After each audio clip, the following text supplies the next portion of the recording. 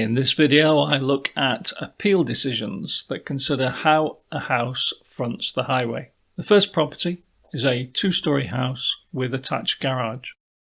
The appellant applied for a lawful development certificate, an LDC, for an enlargement that included extending the garage wall forward. The council refused the application. Under A1E, development is not permitted if the enlarged part of the dwelling house would extend beyond a wall which forms the principal elevation of the original dwelling house. The council stated the proposed structure would be situated forward of the principal elevation, considered to be the south-facing elevation. There was no dispute about the front elevation being the principal elevation, but there was a disagreement on what was included by the principal elevation. The appellant was able to prove that the original dwelling house included the garage. If the principal elevation included the line of the garage door, angled to the highway, the proposed extension was in front of the principal elevation. If the principal elevation included the extended line of the forwardmost projecting point of the garage door to the boundary, the proposed extension was not in front of the principal elevation. Technical guidance states that walls forming the principal elevation will front the highway if they are angled at 45 degrees or less. In this case, the angle is less than 45 degrees, and so the garage door wall does front the highway. With the line of the principal elevation following the garage door wall, the proposed extension would extend past this line. The appeal was dismissed. This end-terraced house has been considerably modified since the initial application was submitted. This is a neighbouring property that shows how the appellant property might have looked at the time of the inspector's visit. The appellant property had a southeast-facing gable end and a southwest-facing elevation that included the main entrance. The appellant applied for an LDC for the erection of a dormer window on the southwest-facing roof slope. The council refused the application on the basis that the dormer would extend beyond the plane of an existing roof slope which formed the principal elevation and fronted a highway. Rufus Close. Upon appeal, the inspector decided the principal elevation by considering the respective merits of the southwest and southeast elevations. The southwest elevation had an entrance door with a concrete slab porch above, plus 3 very small, narrow windows.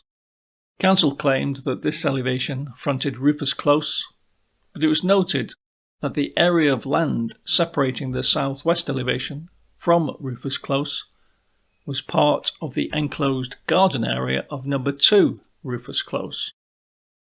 According to technical guidance, an elevation will not front a highway where there is a significant intervening area of land in different ownership and in a different use. This is the case here, as the land is someone else's residential curtilage. The conclusion was that the southwest elevation did not front a highway. The southeast elevation fronted a main highway and had windows to the main rooms in the house. It was considered that any person viewing the property would conclude that the entrance was on the side of the house and that the southeast elevation was the principal elevation of the property. In my opinion, the inspector could also have referred to the soil and rainwater pipes as being typically found on rear or side elevations. The appeal was allowed. This detached two-storey house is part of a modern housing estate. The gable end is south-facing, while the front entrance door is on the east-facing elevation. The appellant applied for an LDC for the erection of a dormer window on the east-facing roof slope. The council refused the application on the basis of B1C, which says that no development can extend beyond the plane of any existing roof slope which forms the principal elevation of the dwelling house and fronts a highway. The council had concluded that the principal elevation was the east elevation and that the roof slope forming part of the principal elevation fronted the highway. Council referred to the technical guidance, which stated that walls forming the principal elevation will front the highway if they are angled at 45 degrees or less.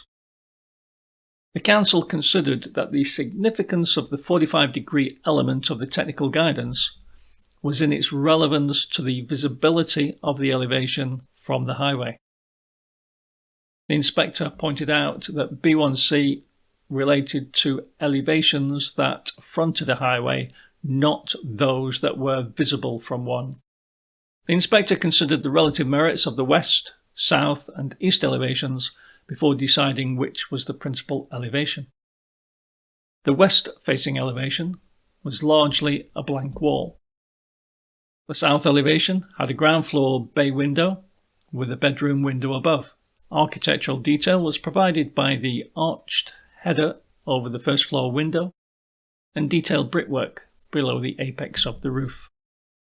The east elevation had the entrance door, there was no porch at the time, and 4 small windows with obscured glazing. The inspector concluded that the south elevation was the principal elevation, as it had the main architectural detailing and it presented itself to the street.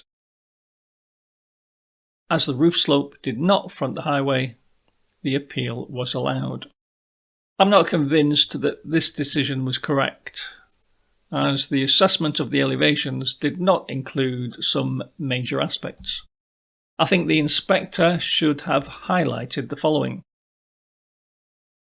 First-time visitors approaching from the west would assume the plain west elevation was the rear elevation, and that the south elevation, devoid of an entrance, was a side elevation. The east elevation provided both pedestrian and vehicle access to the house. The east elevation would be seen as the front of the house by the first-time visitors approaching from the east.